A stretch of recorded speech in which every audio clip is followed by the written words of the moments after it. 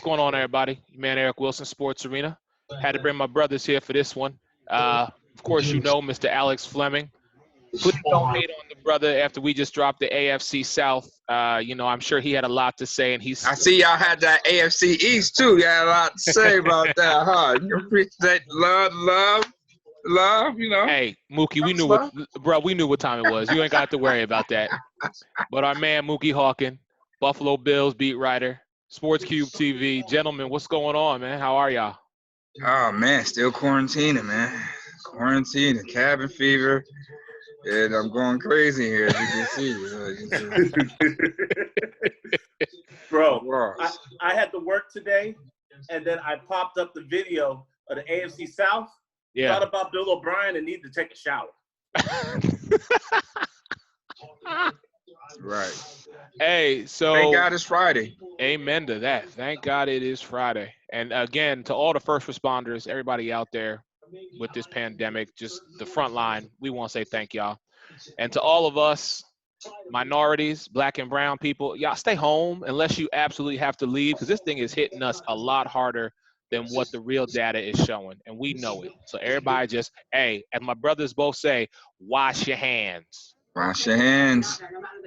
Now, go ahead, Muki. Speaking of washing your hands, I don't know, should we wash our hands away with this new proposed plan that the NFL is emphasizing more minority hiring? Now they're going to, I guess they're going to reward you now for hiring a black coach or a black GM with draft picks if you hire a black coach or a black GM, or just say minority. Let's just not just say black. Right. A minority hiring will get you extra draft picks in the up-and-coming draft. Now, if you're a GM, you can move up from 16 spots. If you hire a minority GM and coach in the same year, you move up to 16 spots. If you hire a minority head coach, then you move up to 6 spots in the third round or something like that. They were saying. It just flashed up on the ESPN right here about minority coaches. They're emphasizing the plan. I don't understand why they gotta make so much emphasis on that now at this point. Like, why they didn't do that then? We praise the Rooneys for coming up with the Rooney Rule, but I mean this is beyond. The Rooney Rule. Now they're just trying to say, okay, we're going to just put this out here they're basically rewarding a franchise for hiring a minority coach. Is that sympathy? Like, you get sympathy picks for drafting a minority coach? I mean, you have to really entice owners with draft picks to hire a minority coach. Is this what I'm getting? I'm getting like a lot of mixed signals from this. What's your take? Alex, you want to take this one? You want me to go first? What you want? You gonna let me go first? Floor is yours, sir. Ooh, this is juicy. Okay, so you remember when Warren Moon wasn't good enough to be a quarterback in the NFL, and he was raising havoc in the CFL, and then at the twilight of his career, they finally let him into the NFL, and people were like, oh, gosh, he's actually a pretty good quarterback.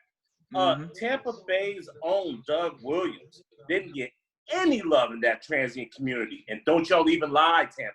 Don't y'all even lie. Y'all hated that man. Then all of a sudden he goes to Washington. The quarterback's a flop. He goes in at the end of the season and he wins them a Super Bowl and becomes the first black quarterback to ever win a Super Bowl. Russell Wilson remains the second black quarterback. Patrick Mahomes, well, he's 50-50. Go to Dairy Queen if you want the analysis on that. Here's my point. Each and every time, somebody's got something to say when it comes to coaches and GMs. Alex, hold on. Alex, time out. Wanted Mike Tomlin's head. Hey, brother, hold on. Mike Tomlin gone because, the team went 9-6-1. He didn't have control of the locker room. Everybody needs to go. It's his fault. It's his fault. All these damn conservatives and people who don't look like you, me, or Eric, saying that his ass gotta go. He only has the second best winning percentage behind Bill Belichick, yet Matt Patricia has a job at 9-22-1. Zach Stacy has a job in Cincinnati, and he's got a losing record. And all these clowns with losing records can keep their jobs and say, we need to give him help. Yet Mike Tomlin, who hasn't had a losing record, gets on the throwing block, on the cutting block. Maybe he's got to get fired. Oh, so now you're going to throw an extra acre if you have some of these good old boys offer a GM or a coach a spot that they probably should have had anyway. Can somebody tell me why the gentleman from Detroit, whose name escaped, Mr. Caldwell, why he got fired with a 10-6 record? Can somebody explain that to me? No. Better yet, can somebody explain to me why you give the head coaching position to a guy in Arizona, and after 1 year with the sorry quarterback who can't even play for the Miami Dolphins, you choose to fire him? It's the good old boy network. Nobody wants to talk about it, and nobody wants to say it, but it's the damn truth. We're in 2020, and not much is different from back then and now. Carson Wentz doesn't have the same amount of wins as Dak Prescott, yet that brother got paid, and Dak doesn't. Every single day, we're reminded that we're not good enough, and if we are good enough, we're just not going to talk about you. Russell Wilson, it's deplorable. It makes me sick. And the fact that you get incentivized just to hire somebody who probably deserves the job any damn way, bro. Yeah. Okay. Muki, do me a favor real quick, man. Could you just turn your TV down just a touch? Your audio was kind of – I had to mute you so I could let Alex get his point in, but it's all good. So here's what I'm going to say, Alex, and to Muki as well. And I guess I'll take this approach when it comes to it. I'm happy that at least the ball is starting to roll in our direction. Now, granted, it might not be to the degree that we want it to be, and it damn sure ain't going to be about the whole equality factor. But, Alex, you're absolutely right. There are minority head coaches, minority general managers out there who could do just as good, if not a better job, than current people in place. All I'm saying to you is I can at least appreciate the fact that we have started somewhat of a turnaround. If this is going to be the first little skip of the stone in the puddle that actually creates a ripple effect, then I'm okay with it. Did they go about it in a way that I think could be viewed, as you're saying, as demeaning and just kind of like a joke and given the mixed signals that Muki's talking about? Yeah, of course. Because we look at it from the perspective of, well, wait a minute. To all the points that Alex made, you never gave us a fair shot. We had to come in and instantly win and instantly create some type of momentum that was a positive factor, or else our asses were out the door. You're absolutely 100% That's correct. right. Prime example when you look at it. When you look at coaches, the new wave of coaches. Who's the hot coordinator? Every year these guys are come out. And when you look at Super Bowl teams. When you look at Super Bowl teams, who's the offensive coordinator? You look at how Atlanta just all of a sudden just got back to the Super Bowl, and then, who's the play caller? Kyle Shanahan. Oh, he's next in line to get a job. Soon as the Super Bowl is over, bang, he's gone to San Fran. But here it is, a guy like Eric Bieniemy, with one of the most prolific passers in the NFL right now, Patrick Mahomes, can't get a job. Now, here's my only thing with Eric Bieniemy. I think, and this is my opinion. I have no source on this. Here's my thing. I think that man is smart enough to realize you don't mess up a good thing. And right now, the Kansas City Chiefs have a good thing, which could ultimately get them multiple championships. I think Bieniemy, what he's doing is, let me play the position that I currently am in, show the world that I can create not only a dynamic offense, but multiple championships. So that way, when another head coaching position comes around, I'm the number one person you're thinking of. You can't look at me and tell me that I am not worthy to be, or I have not earned a head coaching job. I think that's the route that I think he's taking. Hold up, wait a minute. Okay, my bad, Muki. This only take me 30 seconds. Now, look, I'm not disagreeing with you because what you said is true, but it's not the entire truth. We remember the playoffs last year. After Minnesota got done with the New Orleans Saints, everybody was talking about, hey, this Stefanski guy might actually be a good coach. And they got ramrodded against the San Francisco 49ers, while KC had a bye week and handled Houston when they were down 24 points and scored 51 straight. Yet people were talking about Stefanski for Cleveland instead of Bieniemy. He even said it at the Super Bowl. He doesn't even care about an interview anymore because the Good Old Boy Network is going to pick who they want. Right. Bro, we can run faster. We can jump higher. We can think strategically, and we can do everything better. And they're still going to be more comfortable with the guy that looks like them. Yeah, I had the chance to ask him that, at the Super Bowl, and basically say, no more political term, he's just gonna wait his term. What I mean? Some places ain't the best fit for you just because the spot is open. That's what he said. And so Yep. So he's gonna wait it out, and he's gonna make sure that what suits him the best, and take it from there. I wouldn't go to Cleveland either. I wouldn't win a Super Bowl and go to Cleveland either. So I get that. I get that. He had some offers, and there's been some that he declined. We're gonna keep everything a bug. Some offers that he didn't feel that was a fit for him. Right. So he's gonna go to the right situation that best fits him, not just the the availability portion, just because the spot is available. And hey, look at us, we're the best thing smoking, and I'm the OC behind it. Hire me. No, he's gonna wait for the best situation. Both of y'all have great valid points. He's gonna wait for the best possible situation. And hey, if it ain't broke, don't fix it. I got a quarterback here in Mahomes that's going this well-oiled machine. I could do it. I could take another stab at it another year. Another offer will come. And that's my point. That's my whole point is, what? Don't break up what you've created and be a part of the whole ride, not just a part of it. And then when any opportunity comes, you jump on it. Build it up to where they cannot tell you no, because you have the backing to show why you are that guy. And you're absolutely right. Being in the right position gives him the right to say, I don't have to go here. My time will come. I'll give you Cleveland. Fine. I'll give you Cleveland. You're telling me a special teams guy from New England can get a head coaching job in New York? Really? Right. Really? You want to go to the Giants right now, Alex? I mean, look at all the how many? It was like 7, 8 positions that was open now. Right. And he decided so that he didn't want. He couldn't make some waves in New York. That you can't have a brother head coach in New York. I'm not saying you had you Geno can't. Smith start a game. I'm not saying. Wait. Hold up, pimp. I'm not saying you can't. But what I am saying to you is, it's not the best fit for him, because if you have to come in and rebuild, that's no different than taking the Cleveland job. Because Gettleman's going to look at you and be like, okay, fix this. And if you don't fix it in a year, you're gone. So then what? You got to look at the best opportunity that fits the individual. And that's why I say Bieniemy's smart about that. He ain't just, he fishing, but he want to make sure that when he catch what he want, he get this, not this. New York market's the best market you could be in, bro. And you're going to get brutalized if you don't win, especially in that division. Alex, what was the record you gave the Giants this year? What was the record you gave them?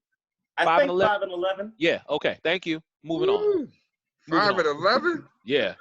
They garbage. It was 5-11 this year, wasn't it? Yeah, they're going to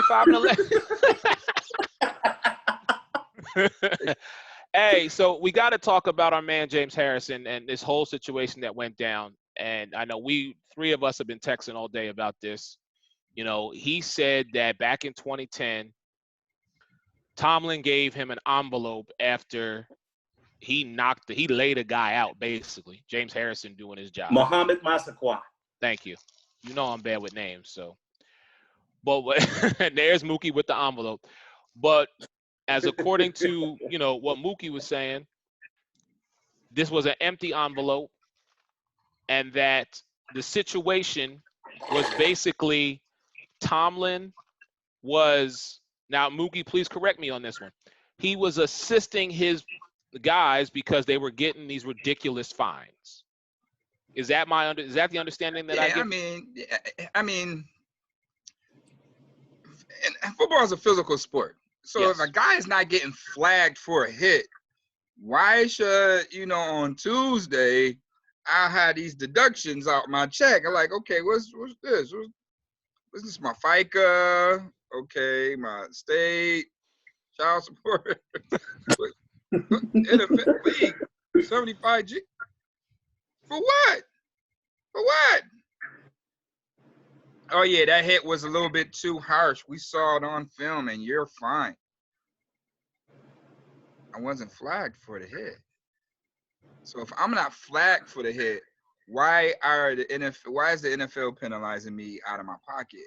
Now, okay, if I can see if it was unsportsmanlike, 15-yard penalty, okay, then that's going to breed an investigation through the league. But if the officiators that are hired by the NFL don't flag me for that hit, why is the NFL penalizing me? So that's saying that the referees aren't doing their job.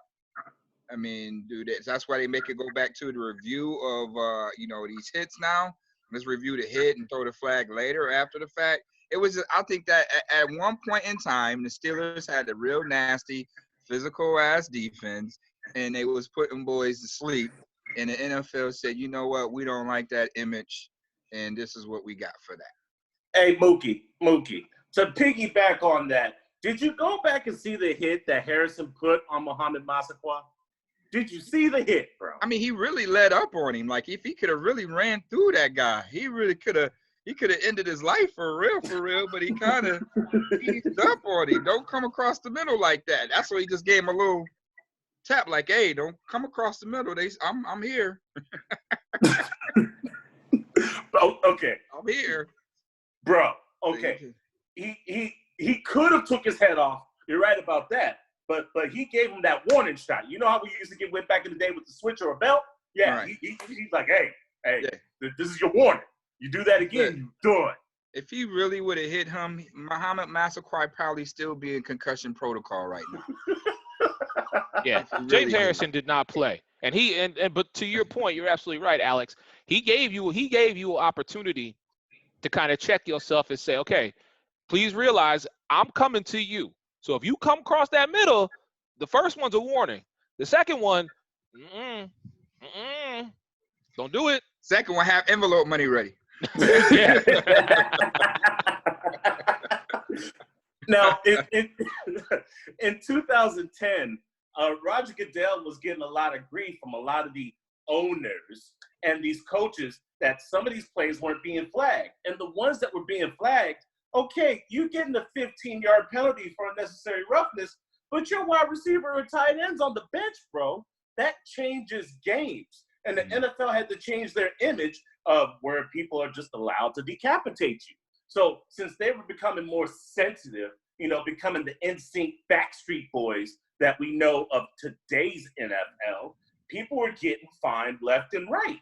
So Tomlin was just trying to help out because of all of these crazy excessive fines. Now, you remember in 2009, 2010, Pittsburgh won the Super Bowl, but James Harrison was fined 7 times that year. Like, bro, they took half his paycheck.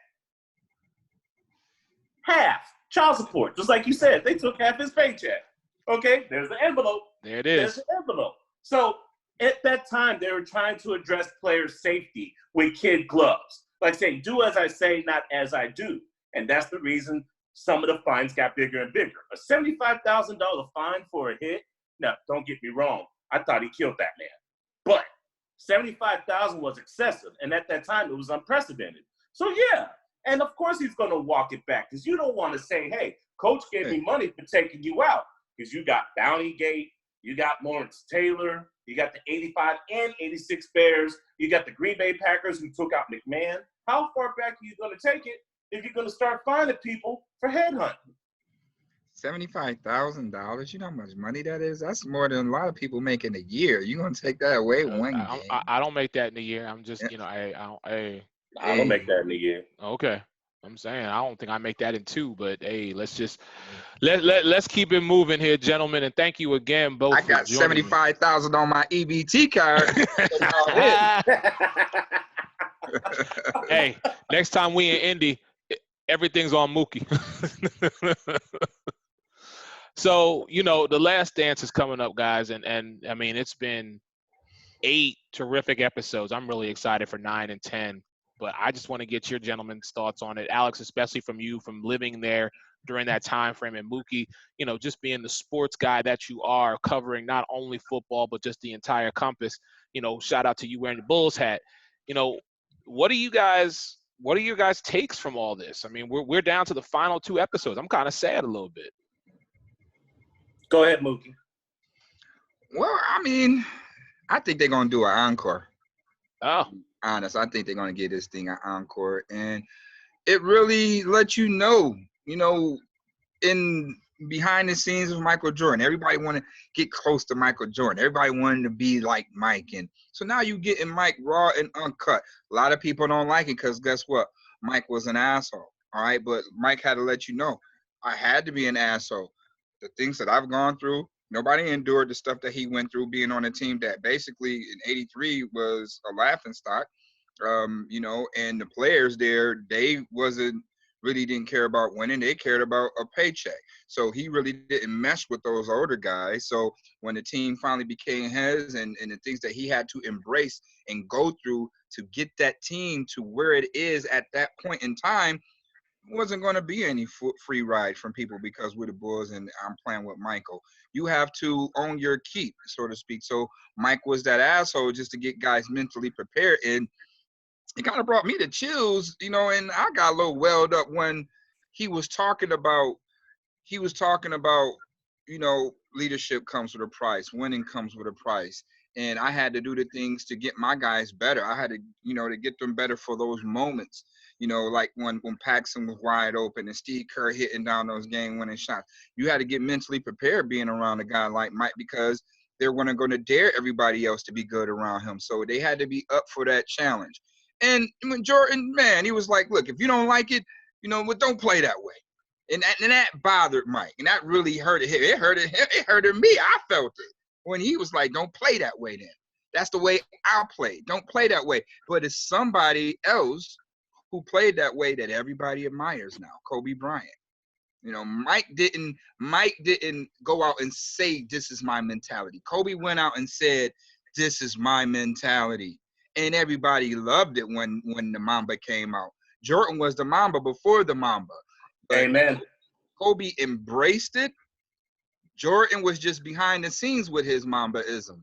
So now you get the chance to really see the true Mamba, the King Mamba, and Michael Jordan. And, the passion that came out of him when he said that, he had to go to a break because that bothered him that much. For him to burst out into tears to tell y'all, if y'all don't like that, don't play that way then. And you talking about the best.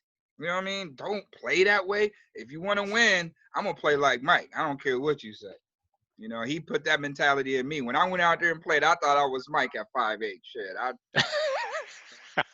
Play harder. It's going to make you compete a little bit more tougher because you wanted to be like Mike. That was the mentality that we had now. Now you got guys just sitting around at the three-point line or, they want to dunk. But, at the end of the day, no killer instincts. Only two people that got it was Mike and Kobe. And only two killers left. LeBron, part-time killer. LeBron, yeah, I will say that LeBron's a killer when I think ultimately the game is reliant on him to be that way.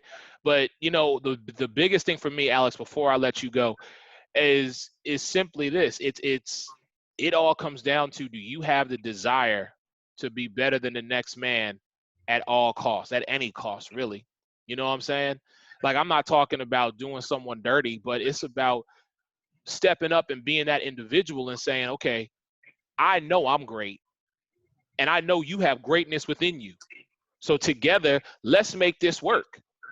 And if you don't appreciate me getting hard on you, then you know what? Maybe we shouldn't work together. Maybe we shouldn't play together. You know why? Because I'm trying to go to that next level. So if I'm hard on an individual, or if I'm going to push somebody a little more than I should, or in today's world, I'm not catering to the needs of others, well, yeah, you're right. I'm not going to. You want to know why? Because I got a goal to hit. I got dreams I'm chasing. And I can't be worried about the next man. Now, if the next man want to ride along with me, let's make this happen. As I say, let's do the damn thing. But if not, guess what? Okay, you can go over here then. Go do you. That's fine. But please believe I'm still going to push myself. Because the one thing I will always say this, and you can ask Alex, I've said this all the time. There is nothing, and I mean this at 43 years old, there is nothing you could think, say, do to me that I haven't already thought, said, or done to myself. Right. I am my hardest critic. But I know there's greatness within me, just as I know there's greatness sometimes more in the people that I'm working with. Absolutely. Got to bring it out of him, man. That's the only way that we're gonna be, excel as a team. I know what Right. I bring to the table, but if I can't get that out of you, if I can't get that from you, then we're not progressing as a team. You know what I mean? So, you got to look at it like that too. I mean, the passion of the guy, man, just pushing his guys, that's just how it was back then. You had to push these guys in order to get things done. You look at what he had to go through with the bad boys. They kicked his ass. Mookie, let me in. Let me in. Let me let you go ahead, bro. All right. So growing up in Illinois and having to deal with Reaganomics and the way people actually saw you and treated you, I'm happy to say that in most parts of Illinois, it wasn't necessarily about race. It was about class and standard. It was the rich and the poor, the have or have nots. And I can tell you right now, not much has changed in Illinois because it's harder for you to find some green than would ever be to find some white.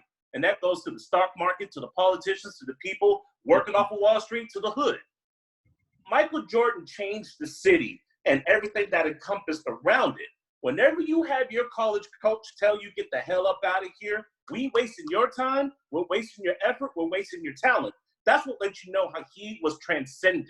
Before he got there was a damn indoor hockey team that was making more money and had more fans than the Chicago Bulls. The Chicago Bulls were full of felonious, crackheads, cokeheads, misogynists, and people who were just there, just like Muki said, to try to deliver and get a paycheck.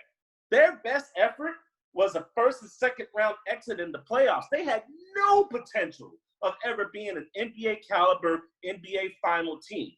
Enter in Michael Jordan because Hakeem Olajuwon was number one in college and Portland was some idiots and took Sam Bowie instead of Michael Jordan. Now, Thank you, Jordan gets there, and Larry Bird was the first one to say, bro, this guy's a problem. He's Jesus on the basketball court. He had to play against 1, 2, 3, 4 Hall of Famers. I'm bringing this up because, Mookie, I was kicked out of a LeBron James cult group called Kings of Life Through Sports. I'm trying to tell you, I was trying to bring facts that Michael Jordan is, was, and always will be the GOAT. And these guys were like taking his urine samples and saying it's the fountain of youth. It was awful. It was LeBron everything. I digress. He got his ass whipped with Detroit. Philadelphia didn't let up either because that was the end of the Dr. J, Moses Malone, Charles Barkley era. And Bird, McHale, Parrish, and all them boys weren't letting up because they were fighting with Magic Johnson in the West. After Bird and them, then came Detroit. Pippen came. Pippen got screwed. 7 years, 18 million. We all know the story, but little by little, his drive did not deter. He was like, you know what? We didn't win it this year. We're going to go better next year. Didn't win it this year. We're going to go better this year. And once he started to become a better team and he started to taste it, he wanted to spread that fire because winning is contagious. When people lose constantly, they are used to losing. When people get rejected, they're used to being rejected, and they don't want to fight back. It wasn't in Michael Jordan's DNA to fail. Yeah, if you remember at the time, everybody was wearing Reeboks instead of Nike. So Michael was like, if I'm going to wear Nikes, it's got to be something major. Air Jordan. And now that's $1 billion industry. Man, he ain't even playing no more and he making more money. That's real talk. And once they started winning, the community started getting better. The cops started getting a little bit nicer. The Museum of Science and History was open for an additional hour so the young youth can learn. Farragut Academy started getting some metal detectors. You know, gangs were a little bit nicer. Instead of beating you up and killing you or shooting you, they just Kevin took Garnett was there. at you. Yeah. The park started cleaning up the basketball courts when it's cold because there was nothing else to do. And if you didn't have money for cable and you weren't home on Saturdays to watch Soul Train, you can at least freeze your ass off and take some hoops to try to be like Mike. He was transcendent in the way people treated each other, the way people thought of the city, and the way people acted and coordinated with each other. The 90s was the best years for Chicago because it's not like Chirac is now.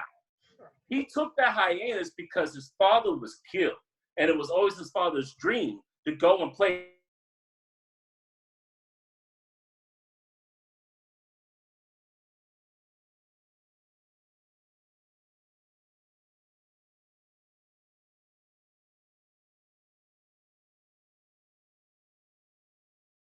said when Hold he up. came back, he did it again. Alex, Another three-peat. You freezed on us, brother, so you're going to have to take back 15 seconds. And Really? I'll have issues with absolutely any Houston Rockets fan that says that they won those titles legitimately. Michael Jordan doesn't retire. We win 8 in a row. 8. Come holler at me if you have something else different to say. Michael Jordan was the natural killer. He was a psychopath. He was the original Michael Myers of the 1990s. Kobe Bryant saw that, wanted to emulate that, and he was the next ascendant killer.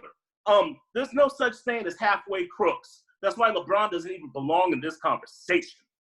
Yeah. Michael Jordan is the reason why people play, watch, love, and endorse basketball. As a matter of fact, if we're really going to take it there, a homeboy commissioner, the commissioner that just David Stern. He went to China and waited on CAA TV, waited 4 hours to make sure that he can get a contract to where NBA can be published over there because of Michael Jordan and the success of the NBA, because it started to skyrocket. It was the trajectory. That 92 Barcelona team was David Stern's baby, with Michael Jordan being the centerpiece.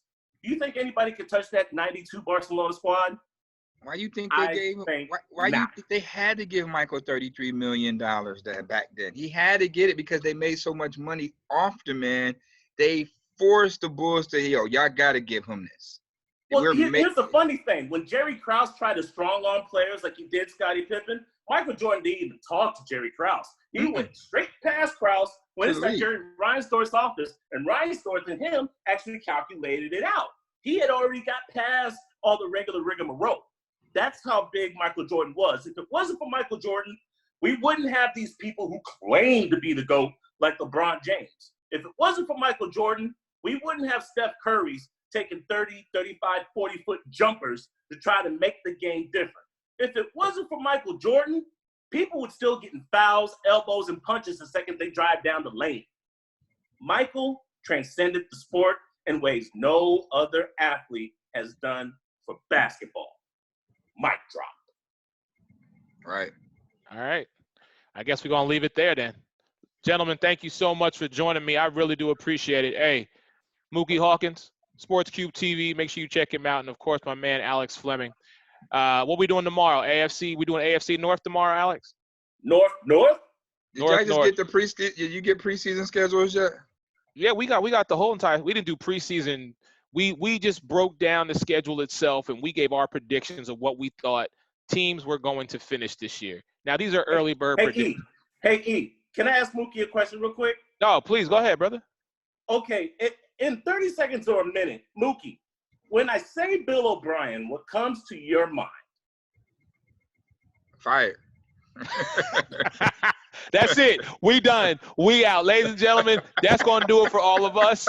Muki Hawkins, Alex Fleming, and man Eric Wilson. Hey, everyone have a great night. We'll see.